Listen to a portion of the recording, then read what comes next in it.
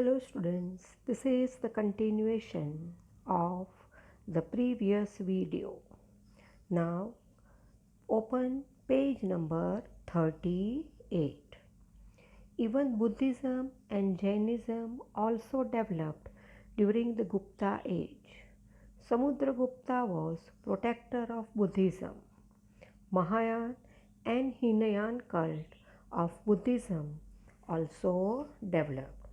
तो बुद्धिज़्म और जैनिज़्म काफ़ी विकसित हो रहे थे, डेवलप्ड। एंड समुद्रगुप्ता जो थे वो बुद्धिज़्म की रक्षा करने वाले सम्राट थे। ही वॉज द प्रोटेक्टर, उसकी रक्षा करने वाले सम्राट थे। बुद्धिज़्म के महायान और हीनयान संप्रदाय, कल्ट यानी संप्रदाय काफ़ी विकसित हो रहे थे। Then cultural condition during the Gupta period.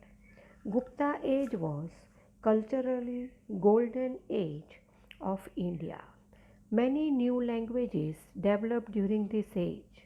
Kalidas, Skandaswami, Hariswami and Rani Vijaya and Aryasur were important literature. So Gupta युग को सांस्कृतिक रूप से भारत का सुवर्ण युग कहा जाता है। कल्चरली यानी सांस्कृतिक गोल्डन एज, सुवर्ण युग कहा जाता है। इस युग में काफ़ी सारी लैंग्वेजेस डेवलप हुई और कालिदास, स्कंद स्वामी, हरिस्वामी, रानी विजय, आर्य सूर्या वो सब इम्पोर्टेंट साहित्यकार थे। लिटरेचर्स यानी साहित्यकार थे। Among all of them, Kalidas was the best. Kalidas is called the Shakespeare of India. Taking story of Indian epics, he wrote epics like Abhignan Shakuntalam, Raghuvansham and Meghadutam. Among यानी सब में से अच्छे कालिदास को माना जाता था। कालिदास भारत के शेक्सपियर माने जाते थे और उन्होंने भारत के महाकाव्य, ही रोट बिग एपिक्स, महाकाव्य and the names were Abhigyan Shakuntalam, Raghuvansham and Meghdootam लिखे थे। Gupta age was era of temple architecture. Gop in Gujarat, Parvati temple of Nachna Kothar and Temple of Jhansi are the first brick temples of India. The Gupta age marks the beginning of the temple architecture. The idols of Durga, Buddha, Krishna and Shiva were made in large number. तो Gupta as जो था वो मंदिरों की वास्तुकला वाला युग कहा जाता था। टेम्पल आर्किटेक्चर यानी मंदिरों की वास्तुकला वाला युग कहा जाता था। उसमें कौन से मंदिर थे? तो गुजरात का गोप मंदिर, Parvati temple of Nachna Kothar, temple of Jhansi जो ब्रिक से, ईंट से बने गए थे। और गुप्ता एज की शुरुआत से ही, मंदिर की वास्तुकला की शुरुआत गुप्ता एज से ही हुई है और इस समय में भगवान की मूर्तियाँ, आइडल्स ऑफ भगवान की मूर्तियाँ काफ़ी मात्रा में बनवाई गई थी। और किसकी मूर्तियाँ भगवान में? Durga, Buddha, Krishna and Shiva. Condition of science during Gupta age. Aryabhatta and Varahamihira were among the greatest scientists of this period. So Aryabhatta इस युग में महान वैज्ञानिक थे। उसमें से आर्यभट्ट और वरामिहिर ये दोनों बहुत महान थे, greatest. Aryabhata discovered zero and decimal system. Aryabhata ने किसकी खोज की? ज़ीरो, शून्य और डेसिमल सिस्टम। और Varahamihira wrote an important text named Brihat Samhita which was related with astronomy.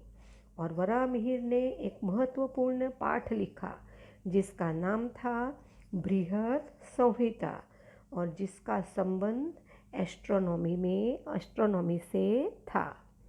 Vagbhata wrote a great text on Ayurveda named Ashtagrihad Samhita and Vagbhata ने आयुर्वेद में एक महान पाठ लिखा जिसका नाम था Ashtagrihad Samhita. During this time medicines develop for humans as well as animals. तो इस समय इंसान और जानवरों दोनों के लिए दवाइयाँ बनी हुई थी। Even medicines were discovered for elephant and horse.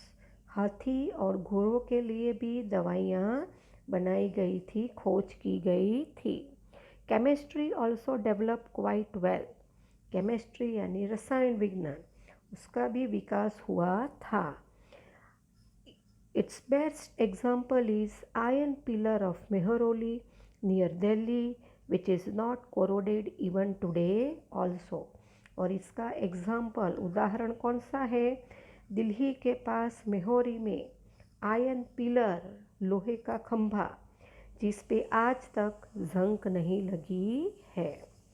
Then Emperor Harshvardhan. After Gupta age, the kingdom of Harshvardhan is considered as one of the more important states of ancient India. So Gupta age के बाद हर्षवर्धन के राज्य को ancient India का एक महत्वपूर्ण राज्य माना गया है। He belonged to Pushyabhuti clan of Thaneshwar. वो थानेश्वर के पुष्यभूति क्लान को बिलोंग करते थे। Rajyavardhan and Harshvardhan were sons of Prabhakar Vardhan. So Harshvardhan and Rajyavardhan were brothers और उसके पिता का नाम था Prabhakar Vardhan. While his daughter was Rajyashri who was married to king of Kannauj Dhruv Varma. And उसकी एक बेटी थी प्रभाकर वर्धन की, उसका नाम था राज्यश्री, जिसकी शादी कन्नौज के राजा ध्रुव वर्मन के साथ हुई थी। God King Shashank and King of Malwa kidnapped Rajyasree and attacked on the kingdom, which created a major crisis. Rajyavardhan died while trying to save Rajyasree. Shashank जो गौड़ के राजा थे और मालवा के राजा ने मिलकर राज्यश्री को अगवा किया, किडनैप, उसको अगवा किया, हर्षवर्धन की बहन को, और राज्य पर आक्रमण किया, जिसके कारण बहुत सारी प्रॉब्लम्स आई थी। बहन राज्यश्री को बचाते बचाते राज्यवर्धन की मौत हो गई।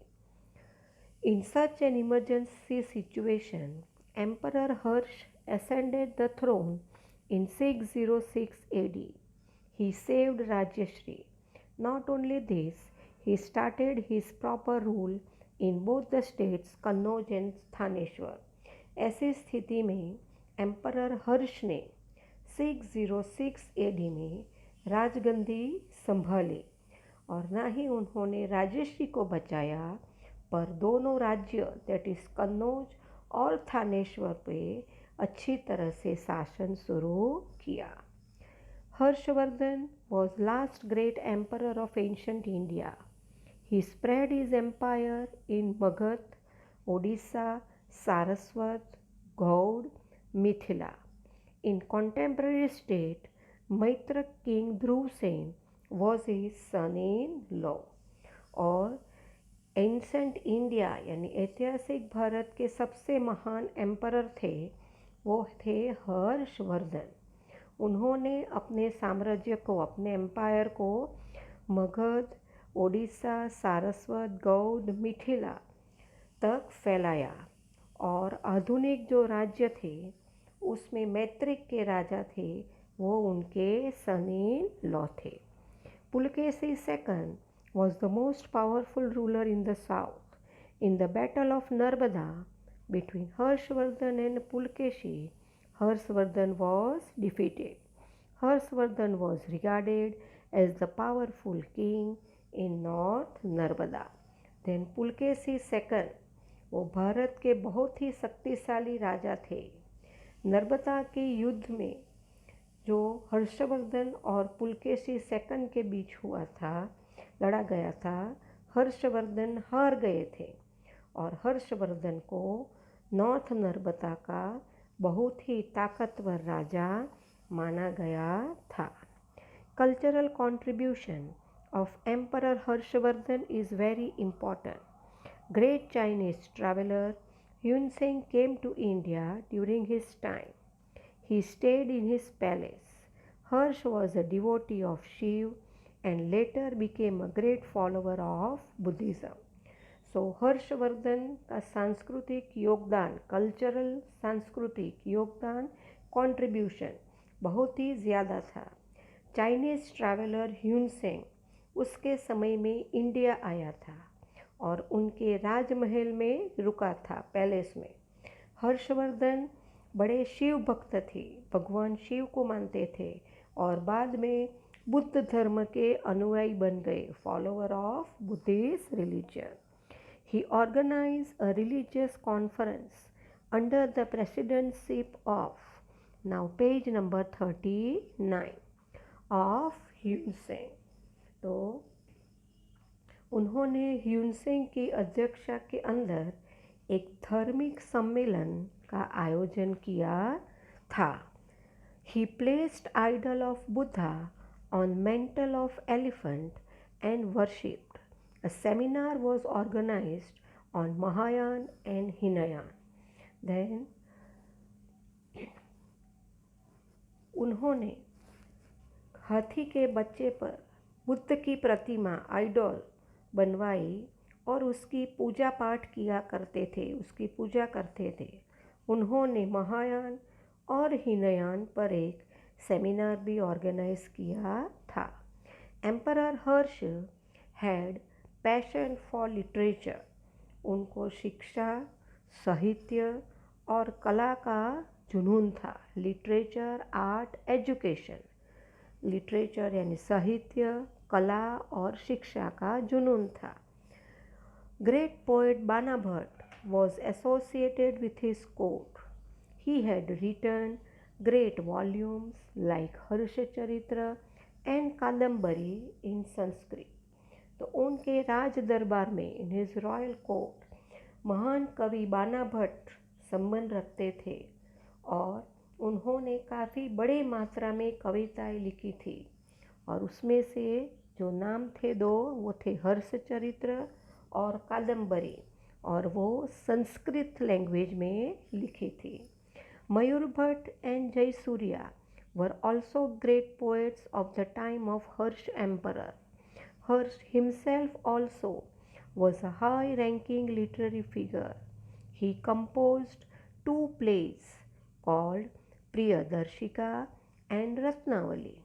Along with it, he also wrote a special play based on Jatak stories of Buddha named Naganand.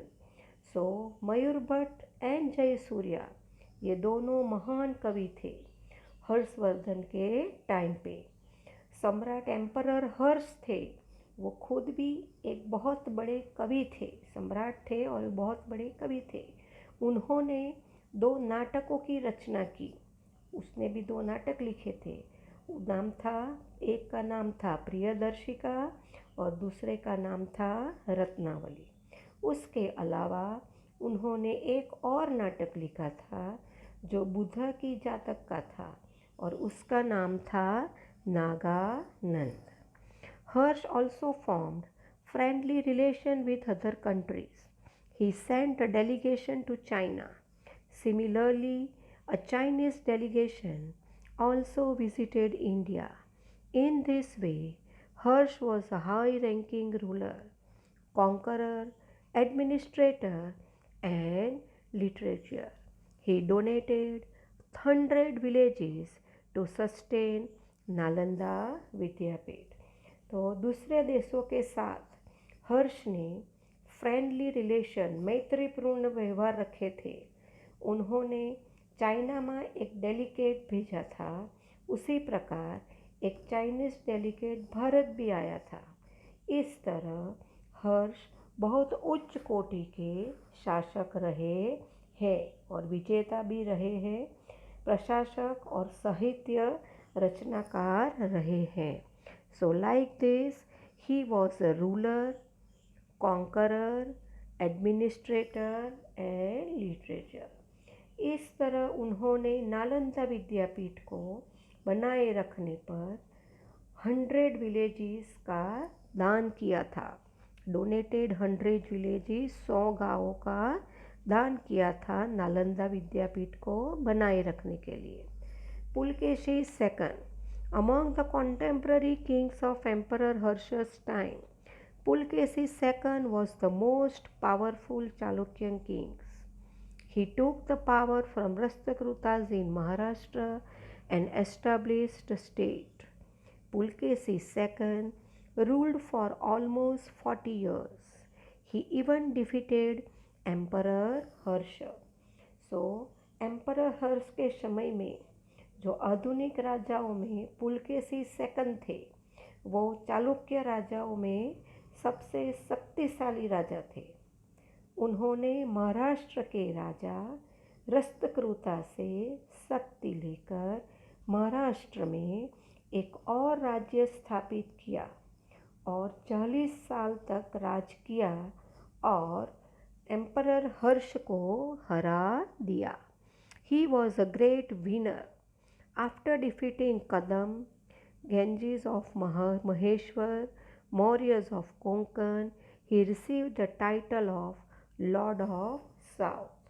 तो वो एक महान विजेता थे, ग्रेट विनर। जब उन्होंने कदम को, गंगेज ऑफ महेश्वर को, मौर्यस ऑफ कोंकण को हराया, तब उन्हें दक्षिण का भगवान, लॉर्ड ऑफ साउथ, दक्षिण का भगवान का टाइटल दिया गया, क्योंकि उन्होंने दक्षिण भारत के राजाओं पर जीत हासिल की थी। He also defeated Lat, Malav and Gurjars. He was the ruler of all regions of Karnataka, Maharashtra and Konkan. इसके अलावा उन्होंने लाट, मलाव एंड गुर्जर सबको भी हरा दिया था। Just like Harsh, he also developed relations with other countries. He had sent one of his ambassadors to Iran's Emperor Khusro II, who was his friend. Harshvardhan के जैसे ही दूसरे देशों से भी अच्छे संबंध बनाए रखे थे। उन्होंने यानी पुलकेशी II ने एक दूत को ईरान भेजा था, वो सम्राट खुसरो जो उसके दोस्त थे। Other states. At this time, other states included Pallavas of Kanchi, Gurjars, Pratihars of Rajasthan, Maitrak of Vallabhi, Gurjar in South Gujarat, Karakotako of Kashmir, etc. Pallavas of Kanchi had become famous for their architecture and art. तो इस समय में कुछ और राज्य अपनी वास्तुकला और कला के लिए प्रसिद्ध हुए, फेमस हुए। कौन से? जैसे कि Pallavas of Kanchi, Gurjar, Pratihara of Rajasthan, Maitraka of Vallabhi, Gurjars in south Gujarat, Karkota of Kashmir. They built many temples of Brahma, Vishnu, Mahesh by cutting rocks. फिर उन्होंने बहुत सारे मंदिर बनाए। किसके मंदिर? ब्रह्मा, विष्णु और महेश के।